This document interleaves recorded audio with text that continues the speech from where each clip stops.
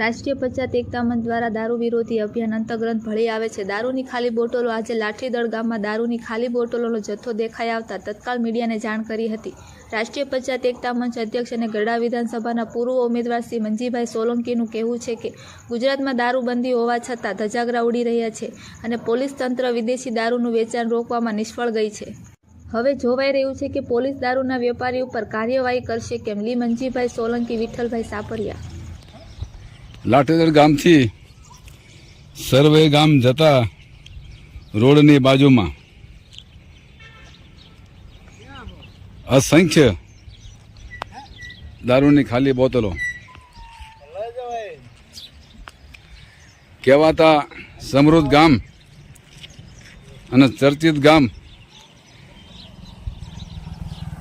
અને એ ગામની માલિપા ઇંગ્લિશ દારૂનો બેફામ વેપાર થતો હોય એવું અહીં દેખાઈ આવે છે.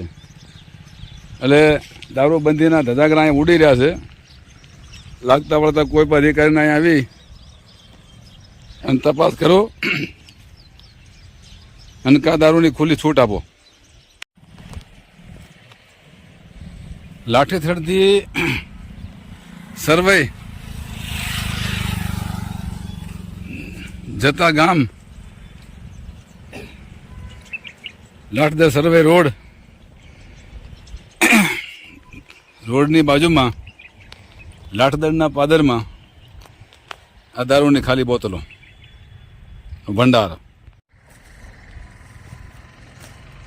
જય ભીમ સાથીઓ, હું છું મંજીભાઈ સોલંકી, રાષ્ટ્રીય પંચાયત એકતા મંચ રાષ્ટ્રીય અધ્યક્ષ અને ગઢડા વિધાનસભાના પૂર્વ ઉમેદવાર. બોટાદ જિલ્લાનું અને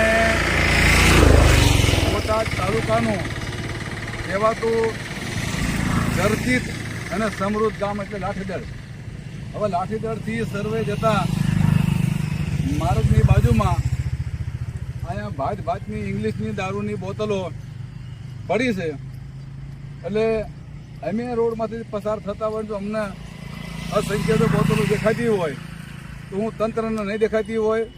બોટાદમાં અને ગુજરાતમાં કહેવાતી દારૂબંધી પછી તમે લખો અને દારૂબંધીના જે લીરા ઉડતા હોય તો આ લાઠીદળ ગામની માલમાં ઉડે છે. કોણ લાવે છે, ક્યાંથી લાવે છે, કોણ વેચે છે એનો તપાસ કરવું આમ લખો.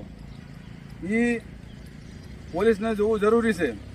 એટલે આ જુઓ મારી અહીંયા બાજુમાં અસંખ્ય દારૂની બોટલો પડી છે અને તપાસ કરો અને જે દારૂબંધીના જે લીરા ઉડે છે એ ન થવું પડે. કાયદાનું સખ્ત પાલન થવું પડે એવી મારી આપ પાસે આશા છે. જય ભીમ, જય ભારત, જય સંવિધાન.